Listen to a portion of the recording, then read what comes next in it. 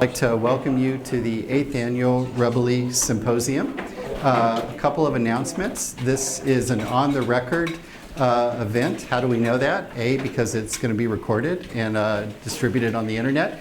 And B, we have at least 10 students from COM 104, our intro reporting class, who are covering this today. So nothing's off the record.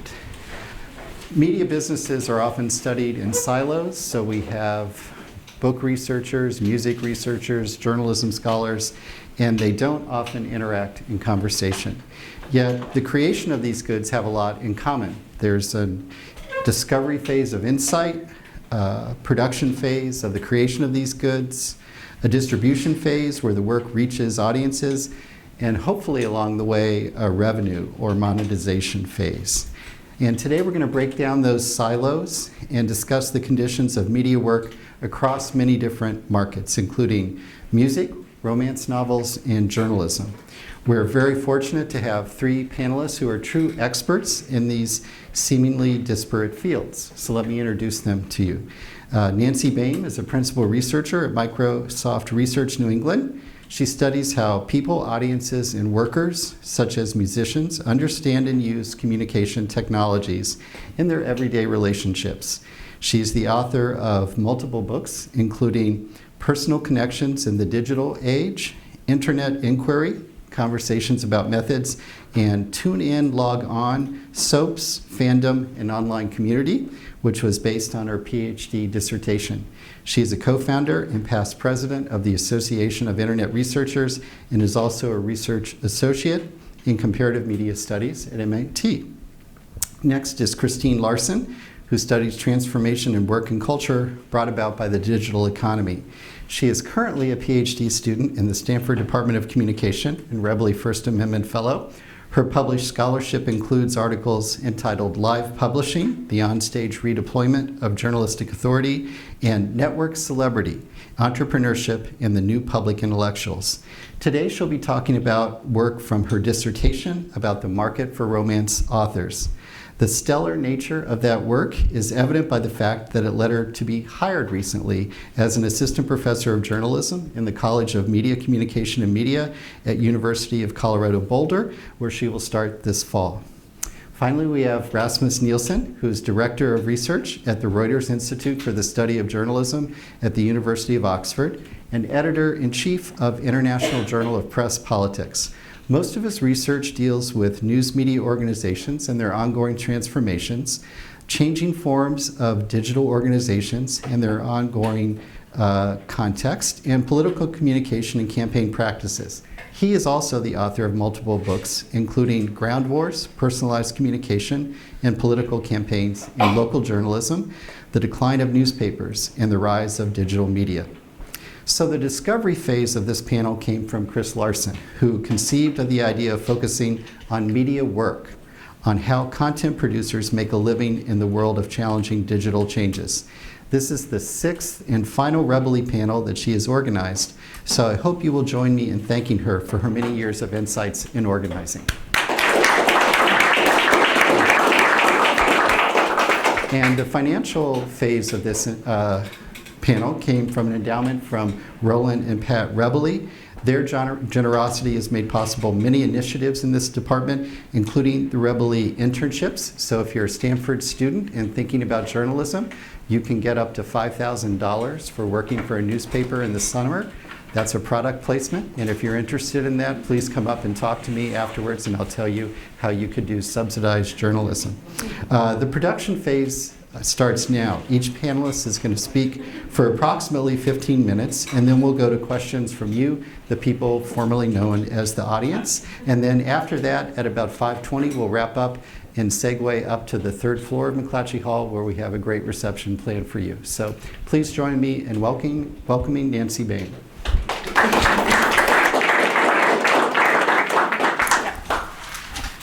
I think this is technically the distribution phase. Depends on what you use. In my case, anyhow. How do I get back to your desktop without? Sorry. Ooh, we can read my email too. That would be cool. That's great. Yeah, maybe you might want to turn off your notifications. That's a good idea. I should just It's always a little annoying. should do that. Now oh yeah, put it right here where we can see it easily. Yeah, that's always a good idea too. And slideshow. Presenter view, yeah, that would be good. Nice. And 1, 2, 3, go. Hi, thanks for coming. I'm Nancy Baym, and I want to talk about a genre of work that is probably a little bit familiar to you, but hasn't really been identified and discussed. And I'm going to talk about it in the context of musicians, but as the integration of this panel, I think, makes evident. And probably as you think about your own experience, it might make evident as well. It extends far beyond musicians. So the kind of work I'm talking about is what I've been calling relational labor, which is this business of being in constant, or at least continuous, regular engagement with an audience in order to cultivate a base of people who are continuously interested enough in you that you can maybe get a job, right? Maybe they'll fund your Kickstarter, maybe they'll refer you to somebody, maybe they'll buy your album, maybe they'll go to your movie, maybe they'll introduce you to somebody, but you're cultivating that network with an audience in hopes of somehow furthering yourself professionally. Maybe it's for money, it might be as an activist, it might be as a religious leader, it might be something that is not necessarily paid, but is nonetheless professionally useful. And what's important is that these practices are more and more interpersonal. They look more and more like friendship and less like historical marketing or advertising or brand activities. MTV did a study a few years ago about millennials, a phrase that I really don't care for. But what they found is that people under 25 expect artists to be, this is quotes from the report, constantly accessible, especially on social media, offering unique and intimate moments to their fans. There's an expectation of direct interactions. And I love this part. Millennials crave intimate glimpses into the mundane daily activities of their favorite celebrities. And I've written about selfie culture, and certainly there's a lot of truth to this. From the point of view of the musician, this is a really, really big change from how this industry used to work. So this is Mark Kelly from Marillion, co-inventor of fan funding, talking about, in the old days, pop stars, rock stars used to just drop out of the sky, and now they're tweeting about what they had for breakfast or, whatever. Interesting days, though. It's one of those things people are still trying to figure out where to draw the boundaries and what works and what doesn't, So he's talking about this labor of being in this kind of intimate contact with your audience without really knowing what you're supposed to do, right? You know you're supposed to do it, but you don't really know how to do it. And it's incredibly important. So this is a young singer-songwriter saying people are so busy that if you can't find a way to sneak into their daily routine, they'll miss your show. They'll forget about it. So it used to be the case that you could drop down from the sky every 4 years and people were grateful that you were there, and now you're trying to sneak into everybody's daily life while they're eating breakfast, showing them what you had for breakfast and maintaining a really different kind of relationship. I come from interpersonal communication is my background, and I'm really interested in thinking about relationships as constant trying to balance opposing tendencies, because I find that that's the model that really nails how complicated and messy relationships are over time. This book by Baxter and Montgomery has been very important to me and to the analysis that I'm talking about here, where they describe this idea of relational dialectics, that communication is always a point where we're being pulled in different directions, and what we say sort of stakes a position and relative to the person with whom, or people with whom we're communicating. And there's always dialogue, and there's always multiple voices, and there's always struggle, and there's never really an easy resting point. This might become more clear as I go on if it's not really clear to begin with. I want to give you a couple of examples of people doing relational labor, and these are musicians that I interviewed for part of a book, which is basically what I'm doing, 75,000 words in 15 minutes for you right now. The thing about relational labor is that sometimes it is totally pleasurable and it doesn't feel like labor and it doesn't feel like work. It's just hanging out with your friends and it's awesome and it's great. And sometimes, and this is the labor part, it's very alienating. It's like, oh, why do I have to do this? And it might be for the same person at different points in the day, either of those things or somewhere in between. So to kind of illustrate this range, Zoe Keating is a super interesting example. She's was a Bay Area person. She's moved a little bit more north. She's talking about, she ended up with more than 1 million Twitter followers because she had a fan at Twitter in the early days who put her on a list that you could automatically follow when you created your account. So she's a solo looping cellist. I don't know how well you can see the picture. A genre, how many of you guys are into solo looping cellos? Woo, give it up for solo, you know. This is not a super popular genre. But she's got 1.5 million Twitter followers, and she's making a living being a solo looping cellist. And what she's talking about here is that she needs to let people know she lives on album sales. She needs to be vocal about it, and then they might actually buy a record, because I know these people are listening already. I get these emails a lot. People have been listeners for a while, and then it wasn't until they got to know me on Twitter that they bought my album, right? So this really points to the labor component of it, whether she enjoys it or not, and she's somebody who does. For her, it's very natural, which is part of why she's so good at it. It's tied to making money, right? She's not selling the record here. The people already have the record. She's selling herself. She's selling the sense of connection to herself. And that's what's going on through relational labor, is sort of this sense of, I feel a connection to you, I see you as a person, and therefore I'm going to give you money that I don't actually have to give you because I can access the cultural materials you're providing for free whenever I want. Steve Lawson is a solo bass player. This is, I swear, not a book about solo musicians, but this is what happens when you do snowball recruiting. Steve is somebody who, for him, music is all about communication. There's no point in making music if you don't want to communicate. So for him, there is no labor in this relational labor. This is just making friends. It's just great. So he talks about he's making friends with people who listen to his music. He becomes part of their life, and they become part of his. He's truly enriched by that, and the music becomes the soundtrack to that relationship. So for him, the music is just the excuse to communicate, and it's not work at all. It's pleasure. Lloyd Cole, on the other hand, who had a pretty good-sized audience in the 80s, and has sustained an audience since then, but finds it harder and harder. He was recently retraining as a journalist, which is kind of a sad joke.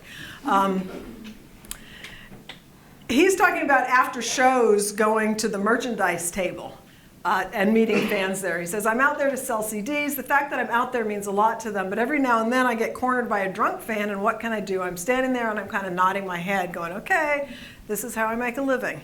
Right, so this I put up to really point to the labor piece of it, because here's somebody who actually, he just wants to play his music and he wants his fans to enjoy it and to clap and to go home having had a great night, and instead he has to be cornered by drunks relating to them so that he can make a little extra money and send his kid to college.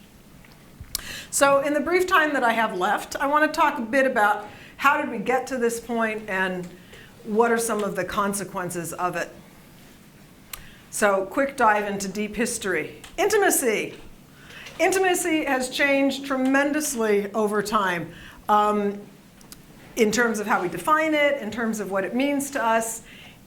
It used to be that intimacy was pretty clearly, I'm talking about, well, let's not get too into dates, but it used to be a refuge from public life. You went out in public and you dealt as a citizen in the moral order of the world, and then you went to your home and you did intimacy in private quarters, and that was how you distinguished that separation in part.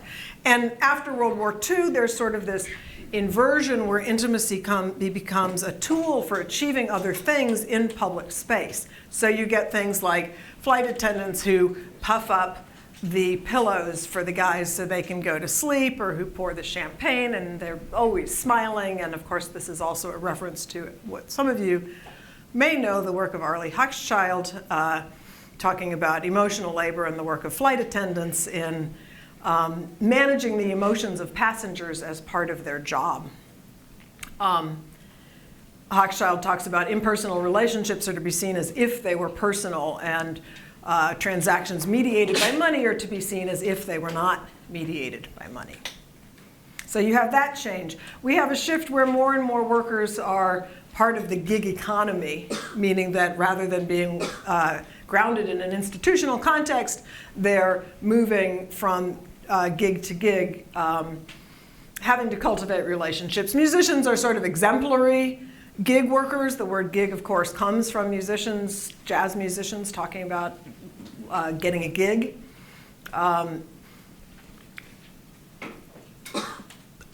There's a lot of changes in contemporary work, which I'll let Chris talk to. Music, on the other hand, work's changed, intimacy's changed. Music, on the other hand, has stayed very the same in a lot of ways. The genre has changed, but at the same time, music has always been incredibly, deeply, profoundly social. Anybody know what this is a picture of? You know. The bone flute, that's exactly right. 40,000 years before Christ, the first musical instrument, one of the first pieces of technology after like stones that you could use to shoot things with. Amazing instrument, 40,000 years. You don't even get money for 30,000 years after that, right? So it's pretty integral to human existence, this kind of music making. And music making is always something that's done together. It's always social, it's always part of the life of the community.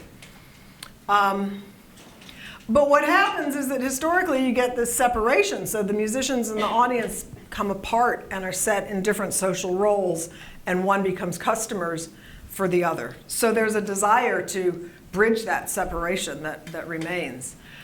In the history of the internet, you have this incredible confluence of fans and the development of the net from the earliest 1970s stuff that was happening here at Stanford in the AI lab, where there were a whole bunch of deadheads collecting deadhead lyrics and going, hey, John Perry Barlow, look. And he's going, oh my God, the computing is amazing. Let's create the Electronic Frontier Foundation.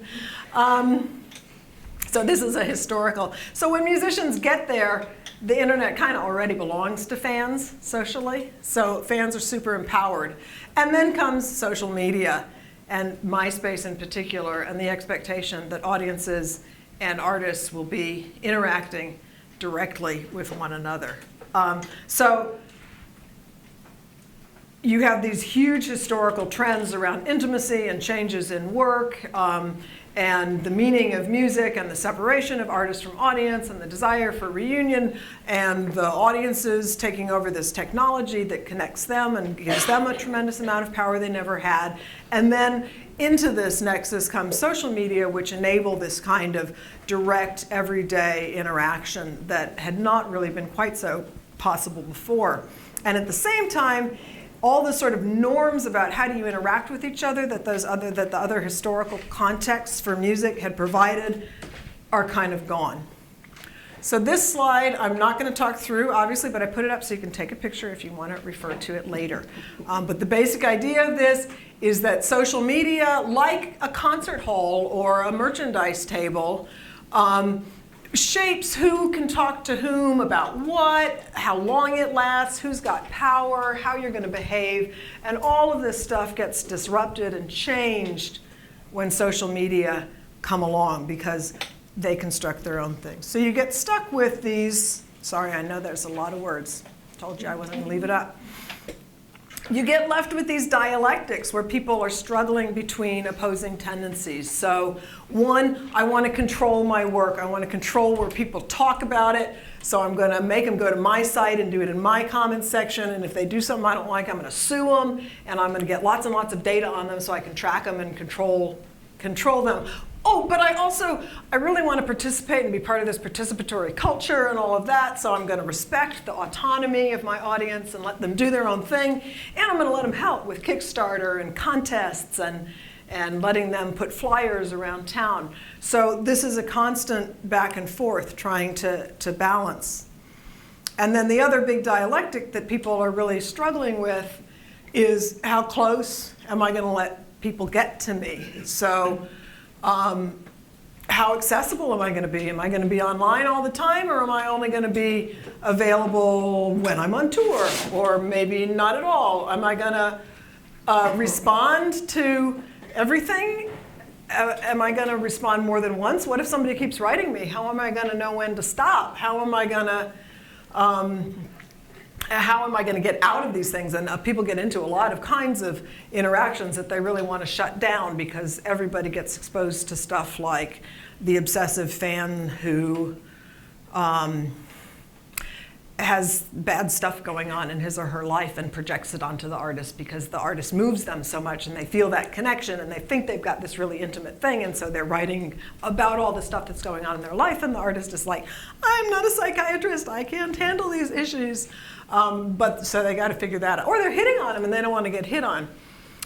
So managing topics and information in order to manage distance becomes really important. So last slide, I just want to pose this question for all of us to think about going forward, which is, if interpersonal relationships and music and art and culture is where humans can most flourish, and these things are all being appropriated more and more as part of the earning revenue so that we can make a living in a gig economy, we need to ask some really important questions about how humanity and humans can continue to flourish as humans when our professional relationships increasingly encroach on our interpersonal. So I'll leave it at that, and thank you.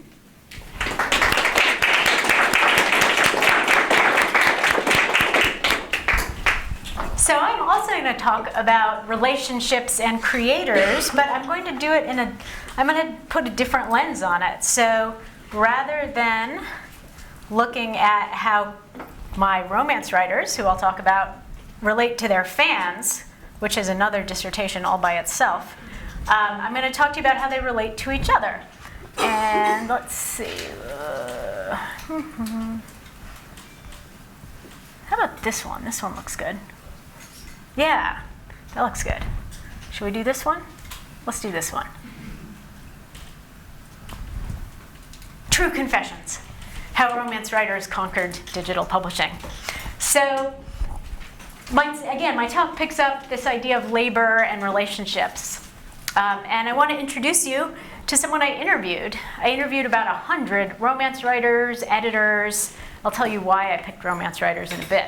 But this is Brenna Aubrey. And Brenna, when I interviewed her, was a French teacher in Southern California, not far from where I grew up. And when she wasn't teaching French, she would go home in the evenings, and she and her husband are kind of introverts, and he would play video games, and she would write novels.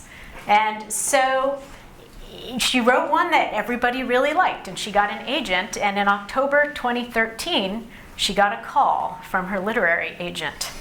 And it was the call that every writer dreams of. Her agent had brought the manuscript to auction, and Brenna had offers from 3 different publishing houses to publish her first romance novel entitled At Any Price, appropriately enough. The top bid was for $120,000 for 3 books, for her to write 3 books over 2 years. And as she told me, she was unbelievably excited, and then she did the unthinkable. She turned down the deal and decided to self-publish her novels herself.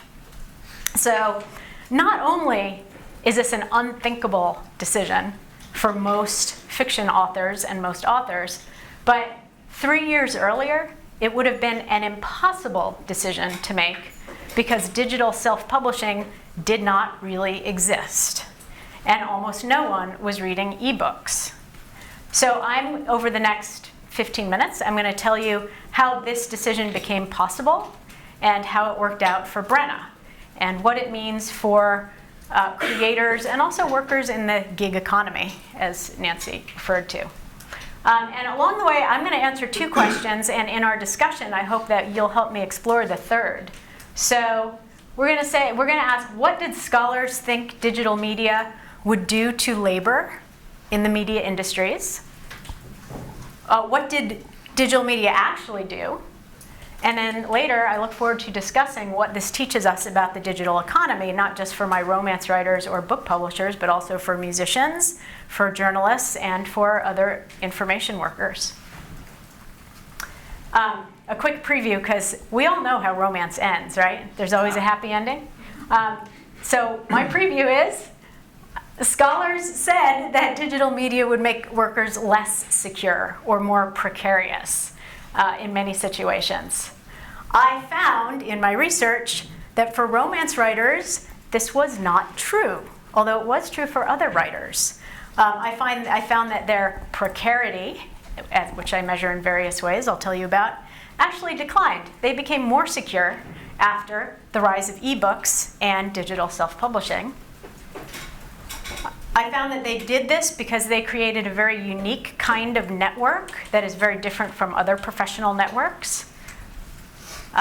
And in the end, we find that certain social tactics, like the particular network they created, can actually improve economic security for creators, and it can lift up new voices that didn't have a chance to be heard in the sort of industrial economy. So that's where we're going. A happy ending, right? We'll see.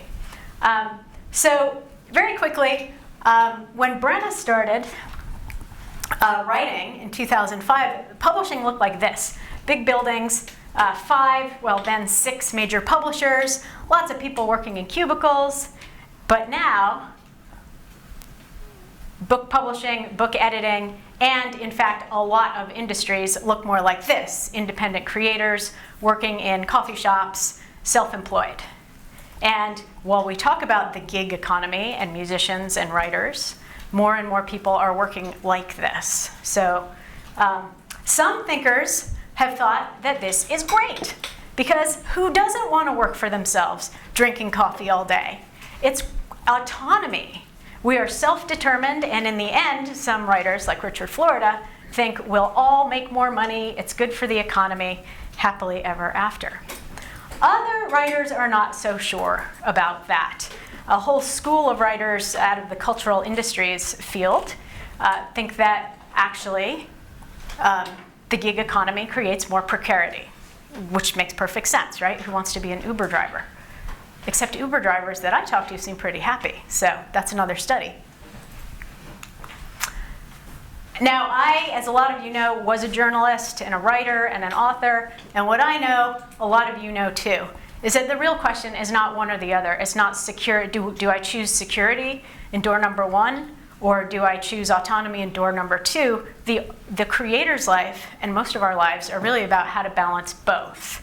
Or as Virginia Woolf said, a woman, and really any creator, needs an independent income and a room of her own with a door she can lock if she is to write. So we need money and autonomy, right? So we need to measure precarity not just as money, but also as opportunity to write and for self-expression. So I started looking at what was actually happening to writers, and at first it looked like very bad news. In fact, for most writers, apologies to the many writers in the room, it is bad news. An Authors Guild survey of 1,000 authors from some genre fiction, only about 20% genre fiction, academic publishing, trade publishing, nonfiction, literary fiction, saw a dramatic drop in median income. In 2009, authors' median income was $6,000. In 2014, it was almost half that. I will say, before you say, oh my gosh, I don't want to be an author because I'll only earn $6,000, that's median.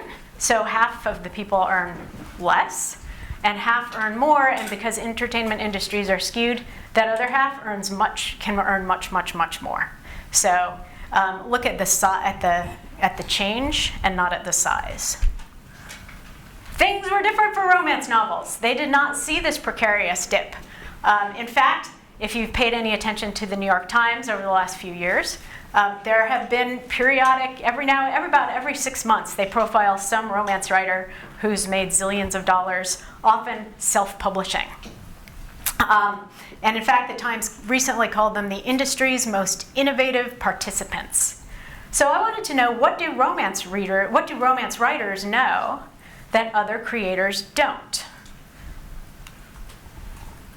So, in other words, what did digital media actually do to media labor in books? So what's different about romance? To find out, I interviewed 100 writers, editors, and readers. I did a survey. I got income information from 1,000 writers from 2009 and 2014, so I can compare. And I did a network analysis to see who these writers were turning to for advice. I found out some history. There were two booms in romance. Back in 1975, paperbacks, the invention of very, very cheap paperbacks, new technology, and the distribution of these paperbacks to drugstores and grocery stores and places where women were shopping and could easily pick up books anyway, drove romance from being just another genre to being the leading genre in publishing. So originals and distribution strategies, these come from the supply side. So the huge demand, as Janice Radway writes, for romance might not actually just come from the fact that readers had an insatiable appetite for romance. It might come from the supply side. It might be manufactured. In 2010, ebooks and self-publishing together drove a new boom in romance. And as did networking strategies that dated back 30 years for romance writers. I want to pause and point out that the rise of ebooks and the rise of digital self-publishing did not happen at exactly the same time. Ebooks began to rise in 2007 when the Kindle came out. And then digital self-publishing, that is, you can publish your own ebook to be read on the Kindle or anything else, really happened when the iPad came out in 2010.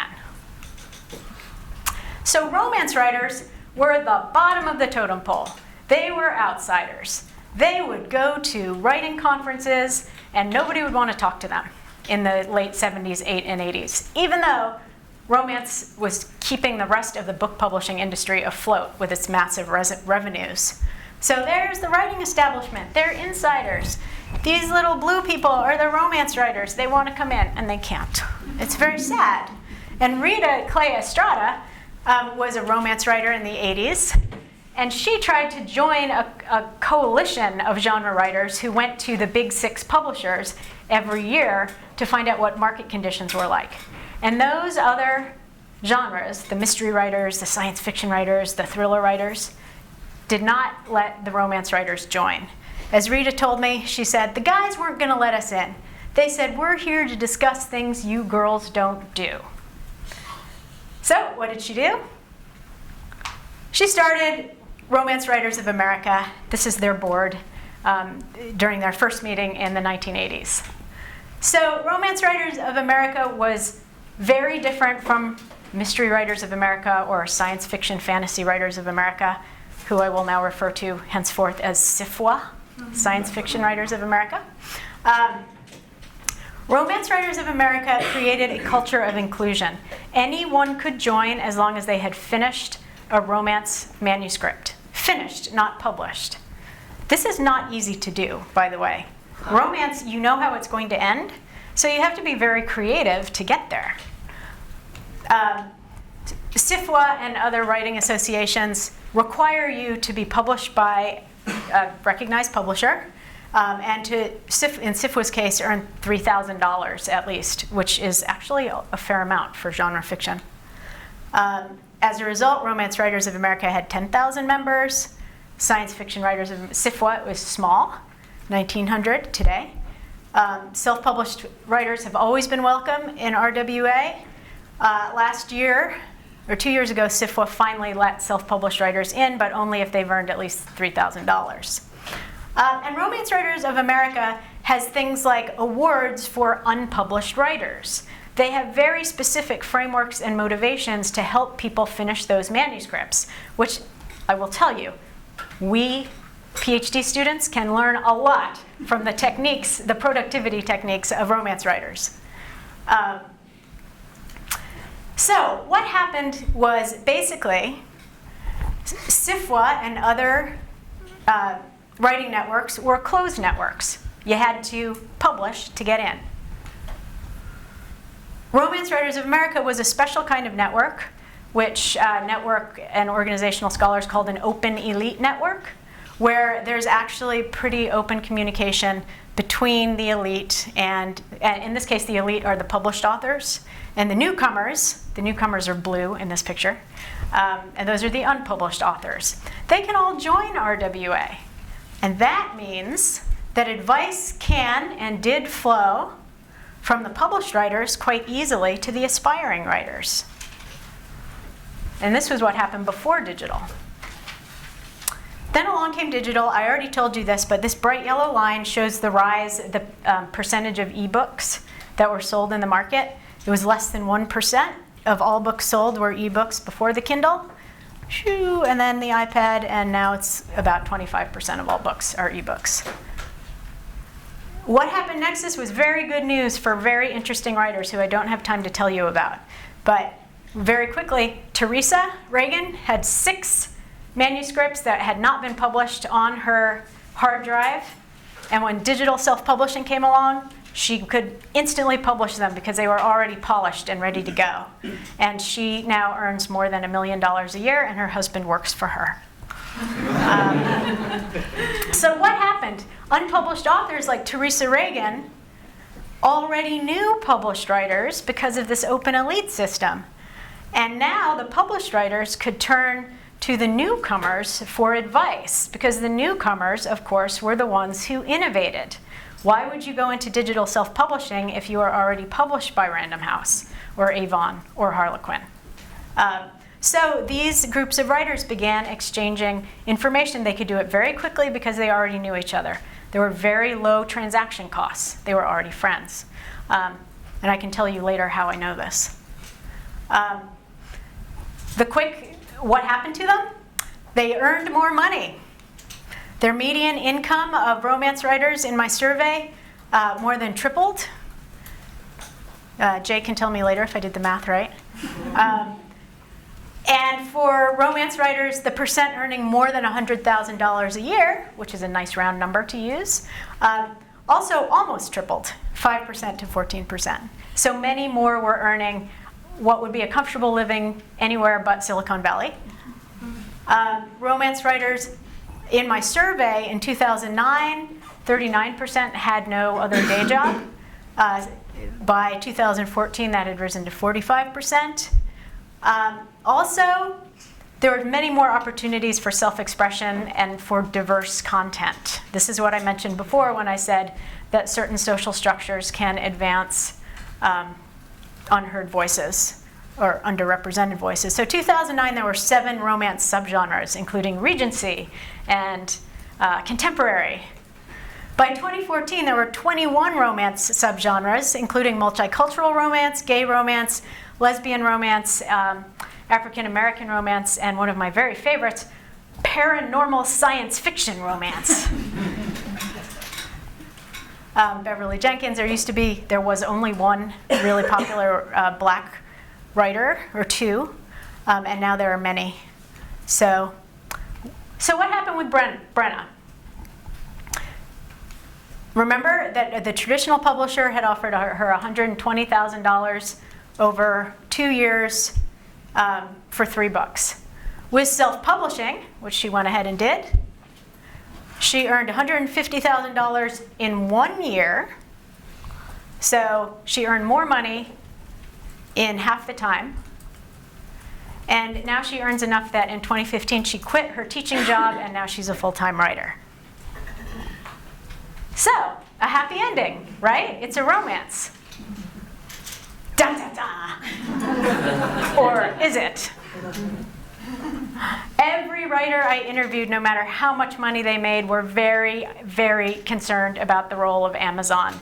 Amazon now dominates the book industry in every aspect. Kindle Direct is how you can self-publish. Amazon.com is probably the largest seller of all books right now. Amazon Publishing is a traditional publishing arm of Amazon that will give you an advance and give you publicity. Kindle Scout is a way to crowdsource literary agents. Amazon owns Audible. Amazon owns ACX, which is self-published audio, and many other things. So the question of platforms And the role of technology platforms is very heavy on the minds of my writers. And we will see the future of these writers and many other creators depends increasingly on technology platforms. So that is my talk, and I'm going to hope that we have interesting discussion. But I noticed that Rasmus stepped out, so maybe I should take a question or two. Yes. Yeah, that's a good idea. Does anyone have questions? Yes. Yes, the author, I'm sorry, I'm a Knight Fellow here. Yes. The authors who publish, self-publish, they publish on Amazon or on other channel? Well, that's interesting. Most self-publishing happens through Amazon Kindle Direct. But the writers I interviewed are actively making sure that their work is also on Google Play and iBooks, even though those are much smaller platforms, and partly that's because they want to increase the presence of those platforms. Is there a deal which is better than another? And by and large, would you consider that the deal with Amazon is a good deal, or? It depends. It depends. So the reason digital publishing took off just when it did is because when Apple came along with the iPad, they said, we're going to pay authors 75, they can keep 70% of every sale. Yeah. Where before it was like 30, and anyone in this audience who's written a book knows that otherwise you get like 6%. Okay. So that's why it was such a good deal, and all the platforms offer the same deal. But so nevertheless, you're concerned with Amazon future because in the business. Because they dominate the market, yeah, and they can and they have arbitrarily changed their payment schemes. Okay. So thank you. Yeah. So with that. With this great fear of platforms, we'll turn it over to Rasmus. There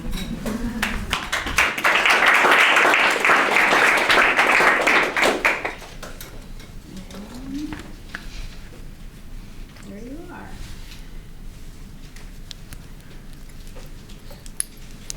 And if you want to click, you can click. Thanks very much, Christine. It's really beautifully curated, I have to say. Couldn't be a nicer setup to hear about all the work that creators are doing, whether musicians or writers, and the ways in which they are thinking about agency and making possible the creative output that they are motivated by and concerned with. As Christine suggested, my interests here really are a little bit more organizational and a little bit less individual. Like Nancy and Christine, I have a particular sort of cultural industry that I'm interested in, which is news and journalism. But perhaps some of what I'll say today will be relevant across other cultural industries, whether music or book publishing or other parts. So what I want to talk about is platforms and publishers and the relationship between news media organizations and large technology companies. I'm talking on the basis of a larger collaborative research project I'm pursuing with a colleague, Sarah Ganter. And I'll talk about one case study we've done together, but also draw on some forthcoming work that we're doing more broadly. And really, primarily, I'm interested here in the role of two companies in particular, Google and Facebook, and the relationship between news organizations and these particular platform companies. Very briefly, when I talk about platforms here, I'm referring to large technology companies that, first of all, have developed and maintain digital platforms that enable interactions between at least two different kinds of actors. Secondly, in the process of that, come to host public information, organize access to it, and create new formats for it. And by doing this, by enabling these interactions and building large user bases around it, and by automating the way in which this is done, influence the incentive structures around investment in public communication, in this case including news production, but as Christine suggested at the end of her presentation, and as Nancy suggested implicitly in parts of her presentation, also other forms of creative output. So very briefly, just sort of sketching out, if you will, the rise of platform companies in the area of news. Historically, in particular in the United States, but to different degrees in many other countries around the world, professional journalism has been heavily funded by advertising.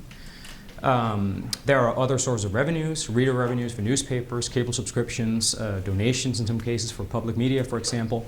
But a very large part of the funding behind professional journalism has come from advertising. As we move towards a more and more digital media environment, there are a limited number of companies that increasingly capture the majority of this advertising market. We've seen the development historically in the last 10 years, broadly speaking, in particular the rise of Google, but also increasingly Facebook in terms of their market share. These are global figures, so you have to think here that, remember that these are global figures, and Google and Facebook here are companies that are largely not active in mainland China, one of the largest markets in the world. So really, in many individual markets, the figures here are much bigger.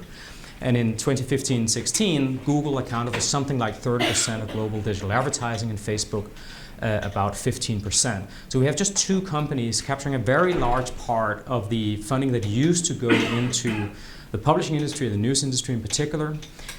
These companies have grown very large, very quickly in terms of their user base. Google has 7 products with more than 1 billion users. Facebook, of course, 1.9 billion users of the main app. On top of that, the messaging app, Instagram, WhatsApp, increasingly, so a growing portfolio of products. These companies have grown very, very large, very quickly, compared to news media organizations we used to think of as large and powerful companies. I'm just giving a couple of examples here. Google and Facebook on the left, their market capitalization and their 2015 revenues.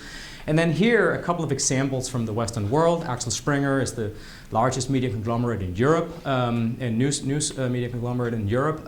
It sort of registers here. The BBC, the largest public service media organization in the world, and then the New York Times, which in terms of market capitalization and revenues is so small by comparison to the platforms that you can hardly actually register it on a graph like this. So we have a very new situation that, in comparatively speaking, very rapidly has evolved. The organizations that used to think of themselves as sort of the commanding heights of the news industry and of the publishing ecology have to contend with these relative newcomers. And I mean, I realize many of us in this room are completely, for us, these are not new media.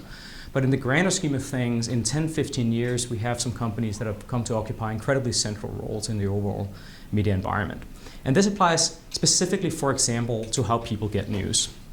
These are some figures from a survey we do at the Reuters Institute every year, where, amongst other things, we ask people how they come across news online. The top line here is the number of respondents who say that they go direct to the website or app of news providers. So this is probably a way in which most of you go get news, at least one of the ways in which you get news. But also, of course, increasingly we have people who come sideways via search or come across news on social media platforms.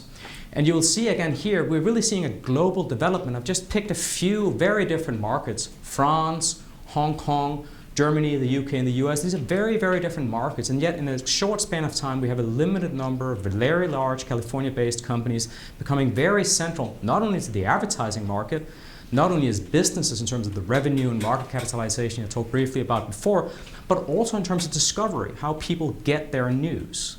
It is no longer a world in which news organizations control both the content that they produce, but also the channels through which people come across the news. Increasingly, a large part of the discovery of news relies on search engines and social media. Really, there are sort of two forms of this, if you will. One, what we might think of as distributed discovery. So this is a situation in which the content itself is still consumed primarily on properties controlled by publishers, websites, and apps, but is found through platform services. So search, this is from after the US election last year, or social, where in each case if you click, you're taken to the property of the publisher. So discovery is distributed and happens increasingly in a platform environment, but consumption is still in the hands of publishers. But we've seen, if you will, the last, and especially since 2015, also an evolution towards what we might think of as not only as distributed discovery, but distributed content, where the consumption itself takes place within an environment that's defined by the platform. Christine alluded to the example of Amazon in the case of book publishing. But in this case, we can think of, again, search, for example, the evolution of Google's knowledge graph. This is when you search and Google will display the information that the algorithm predicts you are probably looking for, in this case without you having to actually go anywhere. You can consume it in the results page itself. Or in the case of Facebook, by Facebook itself hosting the content on behalf of content creators. This can take the form of a video like this from Huffington Post, Facebook Instant Articles, and increasingly we will see this with 360 videos and virtual reality and many other formats. So in a relatively short span of time, news organizations that used to think of themselves as the dominant players in this media environment are having to contend with these new actors who dominate the economy around the advertising, who are far larger than the media organizations themselves in most cases, and who also increasingly control and define discovery, how we come across information, and increasingly even the consumption itself, by providing formats that all of us in this room enjoy every day, because they are amazing. How do publishers react to this? So if you put yourself in the position of news organizations that invest in professional journalism and are building a business around that to sustain it and to generate a return on their investment, I think we can think of sort of a continuum of different responses between what, on the one hand, I would think of as sort of an on-site strategy, where news organizations are primarily trying to use platforms to get you to come to their properties, websites, apps, perhaps even their print or broadcast operations. And then more of an off-site strategy, where publishers have embraced the idea that you need to go where the audience is, and you will use any platform and any channel that is available to do just that. And in both cases, you can think of both of digital-born organizations like BuzzFeed or Mediapart pursuing very different strategies, and similarly with legacy organizations. The Times of London versus The Guardian are both British newspapers, but their approach to platforms is very different. In terms of how the relations themselves operate between publishers and platforms, I think we can think sort of three ideal types. You can think of coexistence, confrontation, and collaboration. Coexistence, I think, is the most common outcome, if you will. This is a quote from one regional news publisher in Europe that we interviewed. We need Facebook. Facebook does not need us. And this is really, of course, news organizations understand that Facebook and Google are not forces of nature, but they kind of feel like forces of nature. Irrespectively of whether you are the San Francisco Chronicle or a newspaper farther away, your ability to actually engage with and influence these companies is often very limited. Then there are some news organizations who've tried to confront the platform companies. The executive chairman of News Corp, for example, have often taken, ironically, to a platform, Twitter, to call other platforms content kleptomaniacs, thieves, and a number of other choice terms that I won't rehash here. But there are also those who believe that this relationship can be a win-win. And what I want to do now is to just briefly take you through what I think of as sort of a strategic case study. So an organization, I won't name it because this relationship is quite sensitive, but it's a large, digitally successful news organization in Europe with a relatively solid revenue base, and talk about what this relationship looks like in practice for that organization. The first thing to say is that this organization would say we have a generally good relationship with the platforms. We can talk to them, they will respond to our inquiries, they will share information about products, and they will at least listen to us, if you will, if we have considerations that we want to raise with them. They may not respond, but they will listen. In terms of how the relationship works at the end of the publisher itself, the news media organization itself, there is a very clear tension between relatively short-term operational considerations and longer-term strategic concerns. So I'm just going to read a quote from one interview with a senior editor who sort of encapsulates, if you will, both aspects of this relationship. The editor in question says, "We generally have a let's try and see approach. There are absolutely people in the newsroom and in the teams who just want to get on with it and make use of these, in some cases, great new tools, new platforms to get more of their journalism out. And they're not really too fussy about how or where, and the more the merrier, really. And credit to them for spotting these opportunities and thinking creatively about how to get their material out. But I think at a more strategic level, there is a lot more deliberation about how much effort we should expend on that kind of activity and what the long-term consequences are for our own routes to market."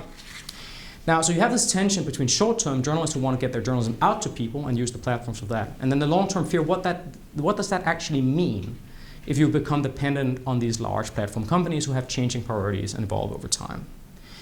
Now, despite this tension, this organization embraces almost every initiative that the platforms offer. Why? Well, we asked about this, and the response generally is that it turns out that the relationship between publishers and platforms in some ways is not so different from our relationship as individuals with social media. There is a fear of missing out. What is frequently offered is the example of BuzzFeed, for example, so the idea that there is proof of concept that if you pursue the opportunities offered by the platforms, you can reach huge audiences you would not reach otherwise. So despite the tension between long-term worries and short-term search for audience, people are, because they fear missing out on new opportunities, are generally embracing most of the initiatives that the platforms offer. Now, it turns out that as one embraces this, the organization struggles with the question of how do you actually evaluate whether that investment is then in turn giving you a reasonable return. Because it turns out that most of the data on how these platforms actually operate is provided by the platform companies themselves. So for example, how do you define a view? Well, that depends on YouTube or on Facebook, and they will define what a view is, and the only data you have on whether anything is being viewed, by how many and where and so on and so forth, comes from the company itself.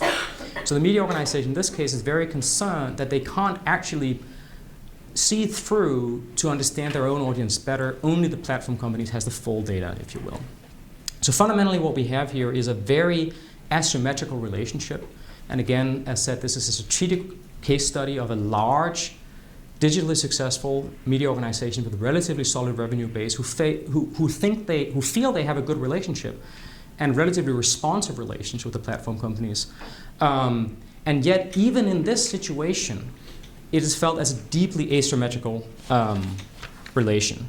So I asked, in one of our interviews, I asked a senior strategy person in the organization, what kind of hand do you feel you have to play with these people? And the person in question says, honestly, very limited is the absolute truth of it.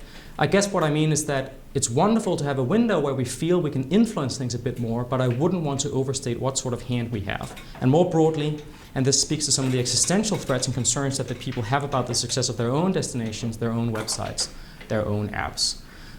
So if this is the case for a large, digitally successful organization with a relatively solid revenue base, you can think about what this looks like for the majority of publishers out there. What are the implications of this rise? Well, I think first there is a question of how far one should extrapolate and project these trends into the future. Should we just assume that the platforms who have grown so quickly will continue to grow and increasingly dominate the media environment, potentially at the expense of publishers? This is sort of the question of sort of platforms versus publishers, for example, and whether we are moving towards a world in which the platforms control the channels and publishers are content creators solely. I would say that is a question, and I think we see that with many individual services, there is a sort of an S-curve and not necessarily a linear growth. I don't think we should always expect that these companies will retain their momentum indefinitely. It is clear that they dominate certain sectors, advertising, for example, and that is not a development I would expect to see reversed. But we should not necessarily expect them to just continue this utter dominance. And it's very clear to see that publishers are thinking very hard now about how to best respond and develop, if you will, alternative routes to markets. Ensure, for example, to avoid a situation like the one Christine describes with romance writers where you're only dependent on one platform. So platform diversity, platform plurality is a key concern for many publishers, and indeed some, like the BBC, Axel Springer and others, are thinking about themselves as potential platforms, not because they think they can match Google and Facebook at their own game, but just to think about how to keep their options open and make sure they have many different routes to market. Despite this, if you will, they do have to contend with these very dominant companies. And I think really the way to understand why, despite the fears I've shown that they express over this relationship, why they then continue to engage in all these new initiatives. Facebook Instant Articles, Google AMP, Facebook Live, 360 videos on YouTube and many others. Why do publishers continue to pursue these opportunities when they are also concerned about the long-term implications? Again, I think there is a useful analogy here between our relationship with platform companies as individuals, or indeed those of individual creators, and those of news organizations. We are simultaneously empowered by and dependent upon platform companies. Google and Facebook make my life better every day, but it would also be a huge blow for me if their services ceased, particularly Google, who sort of controls my mind basically in terms of my email archive. And again, similarly, with publishers, you have a dynamic between empowerment. You chase audiences that you could not reach otherwise, but you also have this dependency where you are increasingly reliant on decisions made by others who have incentives of their own, interests of their own, that are only partially aligned and sometimes in direct conflict with your own. Because, for example, you compete for attention and for advertising. Sometimes this can be a win-win, sometimes it isn't. Finally, I just want to say in conclusion that Though, as said, I don't think we should just project linearly into the future. At the end of the day, AOL and Yahoo did not end up controlling the world, despite early concerns that this might be the case.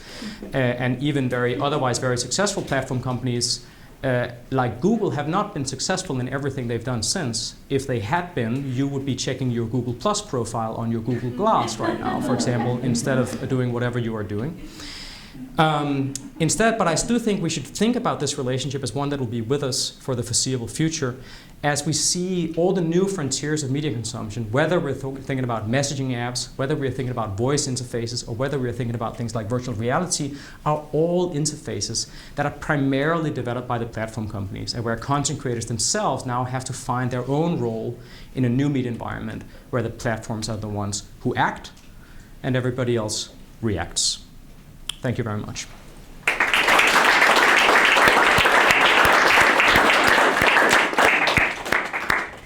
So we've come to the audience participation portion. And so please raise your hands. Yes. Yeah, I have a question for everybody. This is a fantastic sort of cross-industry comparison. We also have James Hamilton, who's an economist, up here as well. So the argument about news, right, is that it's a public good. People say this, and people who make arguments about the success, the economic business model for journalism will argue that what makes it different is that it's a public good. It's not based on consumer demand, but rather it needs some sort of public subsidy in order to thrive. Chris, Nancy, Rasmus, is that the difference in your case studies? I mean, people don't talk about romance fiction as if it's a public good. I don't often hear music discussed that way. So, is that what's really sort of fundamentally, why your authors or why that industry has been more successful or not? Well, I can start. I came to books because there's a merging between magazines, newspapers, and books. Because when you're reading something on a tablet, you don't really care. Like, the physical object doesn't matter anymore, and the timing doesn't matter anymore. And I was very interested in a company called Atavist, which was started by New Yorker and Wired writers, and they publish short books. And I said to one of the founders, why books? Why don't you call these articles? And he says, because people are used to paying for books. People don't question the fact that they pay for books, even though these are, essentially articles. So yes, that public versus excludable good is really important here. Also, Nancy. I think music is a public good. I think it's been co-opted, but I think there are still many, many ways in which music. Think of the pledge of the Battle Hymn of the Republic, launching every football game, right? And so there's a lot of ways in which music is absolutely a public good. But I see the difference as being. I think there are a lot of ways you could lay out differences between these three cases. I think something that is very different with music is that the sense of relationship with the creator is important in a way that it's not necessarily for journalism. It can be for authors, but it's not necessarily in the same way. But when authors totally get this relational labor thing, because the romance they're writers definitely do, for living sure. it. So I think that's there, and journalists more and more are. I think that's one of the challenges for journalism, is that journalism has always been set up as this public good that has this sort of ethical, moral remove from the everyday sullen life of the actual journalists who produce the news, right? And now the journalists themselves have to be relating to the audience and getting the work out and generating more hits on Facebook and whatnot. So more and more there's that conflation of those identities that's really problematic. So I have a hard time saying, well, the difference between these three cases is anything. Oh, and I also want to jump in and say we shouldn't take for granted that news has always been a public good, because it was excludable.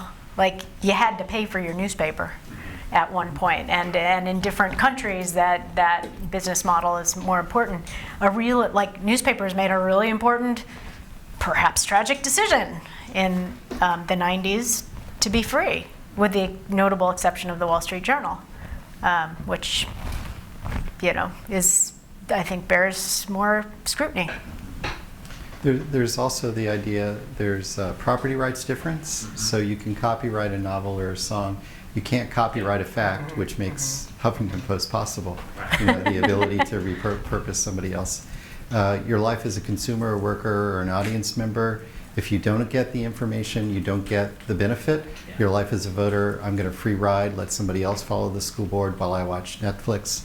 And so the positive externalities arguments associated with becoming a more informed voter, that's also a difference. Jen? Building on this question, but starting more with relational labor, because that seems to be something that's happening in music and also in romance and other writers. Is that a potential path that journalists could take?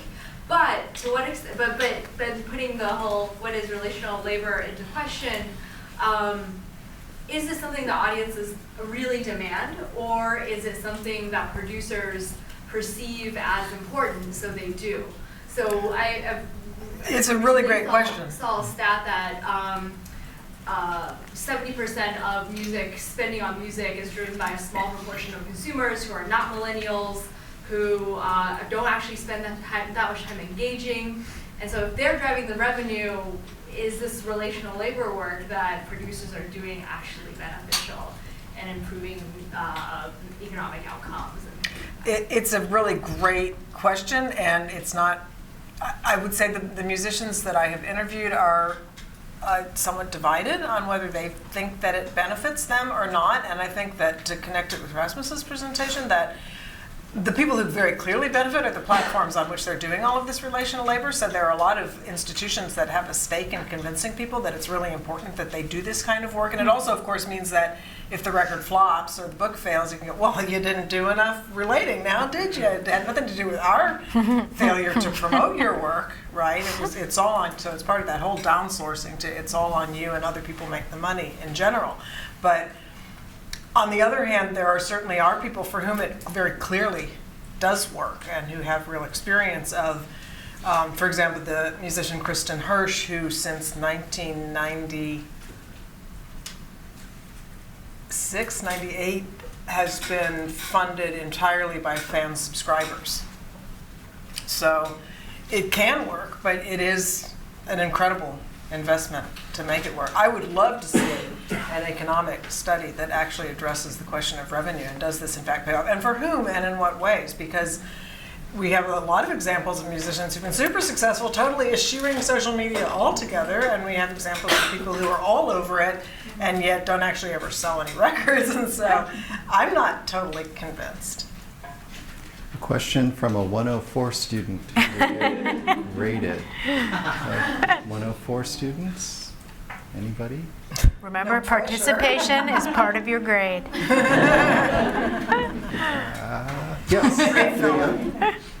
Specifically for Rasmus, in regards to fake news, and specifically Google and Facebook being outlets or platforms that are more prone to fake news, being, the New York Times has had a couple mess ups, but typically when we think of these larger news organizations, we have an established credibility. But Google, where do you see Google and Facebook establishing their credibility, and do news organizations gain advantage from that?